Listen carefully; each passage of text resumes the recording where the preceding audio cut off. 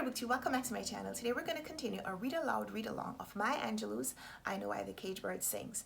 We've been reading together chapters of this book, and previous videos have been linked in the playlist. It's in the description box down below. So if you're new to the series and you'd like to start with chapter 1, go ahead, click the playlist in the description box and you can start there. Otherwise, we're up to chapter 26 today and I'm going to start reading. If you have a copy of the book, why don't you read along with me? Otherwise, just listen to me read. Chapter 26 in this edition of the book starts on page 215 and it goes like this. The intensity with which young people live demands that they blank out as often as possible. I didn't actually think about facing Mother until the last day of our journey. I was going to California, to oranges and sunshine and movie stars and earthquakes, and finally I realized, to Mother. My old guilt came back to me like a much-missed friend. I wondered if Mr. Freeman's name would be mentioned or if I would be expected to say something about the situation myself. I certainly couldn't ask Mama, and Bailey was a zillion miles away. The agony of wonder made the fuzzy seats hard, soured the boiled eggs, and when I looked at Mama, she seemed too big and too black and very old-fashioned. Everything I saw shuddered against me. The little towns where nobody waved and the other passengers in the train with whom I had achieved an almost kinfolk relationship disappeared into a common strangeness. I was as unprepared to meet my mother as a sinner is reluctant to meet his maker. And all too soon, she stood before me, smaller than memory would have her, but more glorious than any recall. She wore a light tan suede suit, shoes to match, and a mannish hat with a feather in the band, and she patted my face with gloved hands. Except for the lipsticked mouth, white teeth, and shining black eyes, she might have just emerged from a dip in a beige bath. My picture of Mother and Mama embracing on the train platform has been darkly retained through the coding of the then embarrassment and the now maturity. Mother was a blithe chick nuzzling around the large, solid, dark hen. The sounds they made had a rich inner harmony. Mama's deep, slow voice lay under my mother's rapid peeps and chirps like stones under rushing water. The younger woman kissed and laughed and rushed about, collecting her coats and getting her luggage carted off. She easily took care of the details I would have demanded half of a country person's day. I was struck again by the wonder of her, and for the length of my trance, the greedy uneasinesses were held at bay. We moved into an apartment, and I slept on a sofa that miraculously transformed itself at night into a large, comfortable bed. Mother stayed in Los Angeles long enough to get us settled, then she returned to San Francisco to arrange living accommodations for her abruptly enlarged family. Mama and Bailey, he joined us a month after our arrival, and I lived in Los Angeles about 6 months while our permanent living arrangements were being concluded. Daddy Bailey visited occasionally, bringing shopping bags of fruit. He shone like a sun god, benignly warming and brightening his dark subjects. Since I was enchanted with the creation of my own world, years had to pass before I reflected on Mama's remarkable adjustment to that foreign life. An old Southern Negro woman who had lived her life under the left breast of her community learned to deal with white landlords, Mexican neighbors, and Negro strangers. She shopped in supermarkets larger than the town she came from. She dealt with accents that must have stuck jarringly on her ears. She, who had never been more than 50 miles from her birthplace, learned to traverse the maze of Spanish-named streets in that enigma that is Los Angeles. She made the same kinds of friends she had always had. On late Sunday afternoons before evening church services, old women who were carbon copies of herself came to the apartment to share leftovers from the Sunday meal and religious talk of a bright hereafter. When the arrangements for her move north were completed, she broke the shattering news that she was going back to Arkansas. She had done her job. She was needed by Uncle Willie. We had our own parents at last. At least we were in the same state. There were foggy days of unknowing for Bailey and me. It was all well and good to say we would be with our parents, but after all, who were they? Would they be more severe with our dittos than she? That would be bad. Or more lax, which would be even worse. Would we learn to speak that fast language? I doubted that, and I doubted even more that I would ever find out what they laughed about so loudly and so often. I would have been willing to return to Stamps even without Bailey, but Mama left for Arkansas without me with her solid ear packed around her like cotton. Mother drove us towards San Francisco over the big white highway that would not have surprised me had it never ended. She talked incessantly and pointed out places of interest. As we passed Capistrano, she sang a popular song that I'd heard on the radio, "When the Swallows Come Back to Capistrano."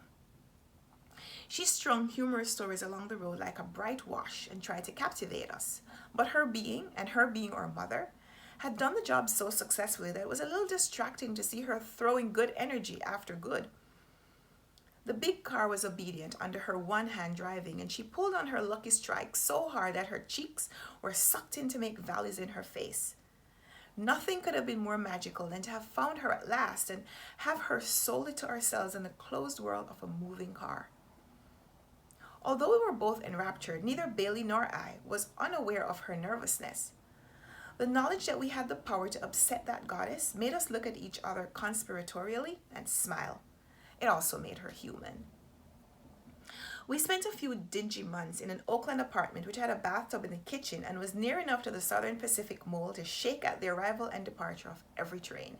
In many ways, it was St. Louis revisited, along with Uncles Tommy and Billy, and Grandmother Baxter of the pince-nez and strict carriage was again in residence, though the mighty Baxter clan had fallen into hard times after the death of Grandfather Baxter some years earlier. We went to school, and no family member questioned the output or quality of our work. We went to a playground which sported a basketball court, a football field, and ping-pong tables under awnings. On Sundays, instead of going to church, we went to the movies. I slept with Grandmother Baxter, who was afflicted with chronic bronchitis and smoked heavily. During the day, she snubbed out half-finished cigarettes and put them in an ashtray beside her bed. At night, when she woke up coughing, she fumbled in the dark for a butt, she called them willies, and after a blaze of light, she smoked the strengthened tobacco until her irritated throat was deadened with nicotine. For the first weeks of sleeping with her, the shaking bed and scent of tobacco woke me, but I readily became used to it and slept peacefully through the night. One evening, after going to bed normally, I awoke to another kind of shaking. In the blunted light through the window shade, I saw my mother kneeling by my bed. She brought her face close to my ear. "Righty," she whispered, "Righty, come, but be very quiet." Then she quietly rose and left the room. Dutifully and in a haze of ponderment, I followed. Through the half-open kitchen door, the light showed Bailey's pajamaed legs dangling from the covered bathtub. The clock on the dining room table said 2:30. I had never been up at that hour.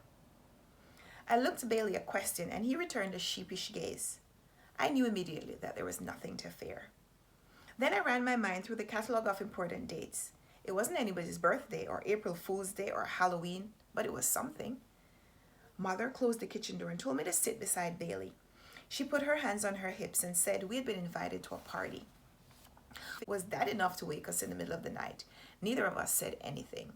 She continued, "I'm giving a party, and you are my honored and only guests." She opened the oven and took out a pan of her crispy brown biscuits and showed us a pot of milk chocolate on the back of the stove. There was nothing for it but to laugh at our beautiful and wild mother. When Bailey and I started laughing, she joined in, except that she kept her finger in front of her mouth to try to quiet us.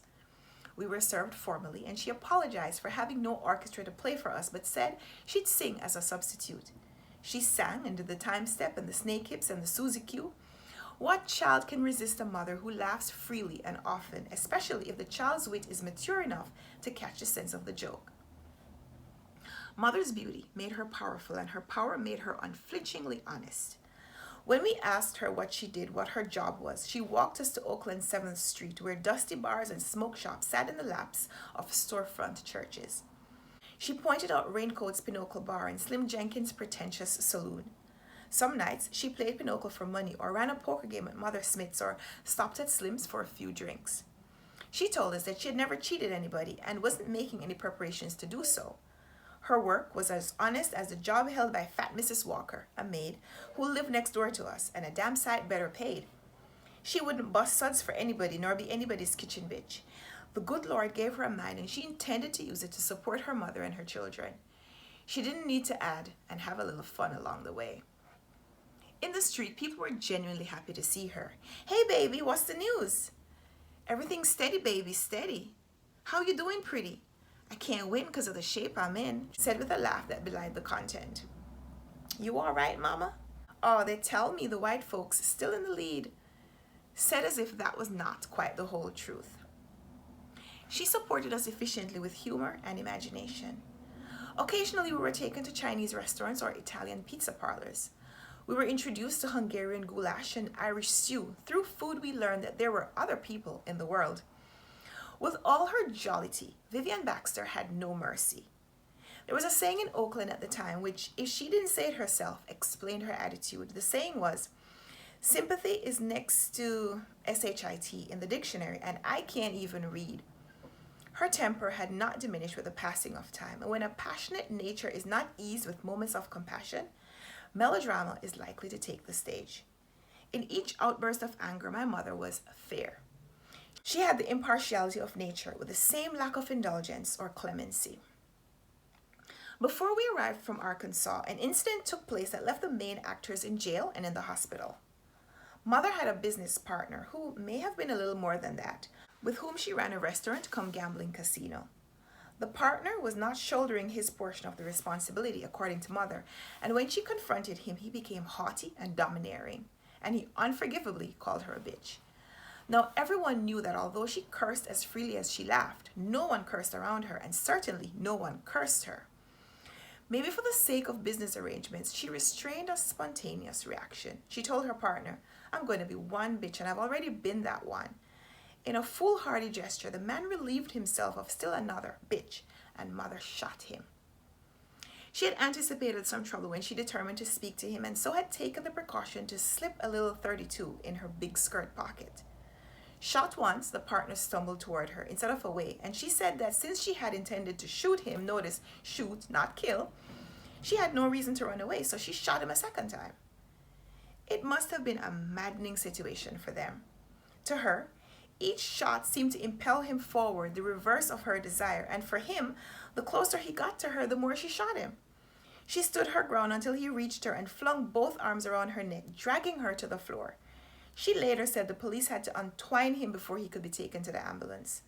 And on the following day, when she was released on bail, she looked in the mirror and had black eyes down to here. In throwing his arms around her, he must have struck her. She bruised easily. The partner lived, though shot twice, and although the partnership was dissolved, they retained admiration for each other.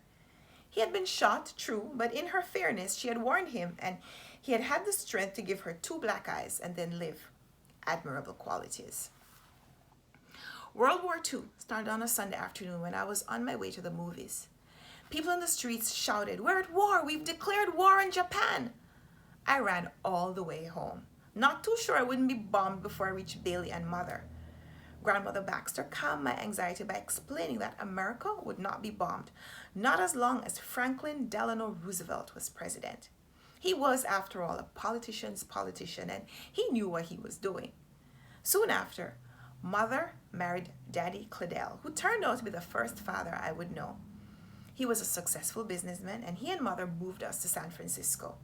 Uncle Tommy, Uncle Billy, and Grandmother Baxter remained in the big house in Oakland. And that's the end of chapter 26 and the beginning of yet another leg in the journey of Maya Angelou's life. Give me a thumbs up if you like this video, subscribe if you haven't already, and I'd love to talk with you in the comments about this chapter or about your experience with the book. Let me know if you're enjoying hearing me read this story to you. I'm enjoying it. I hope you are as well. So until next time, happy reading. Bye.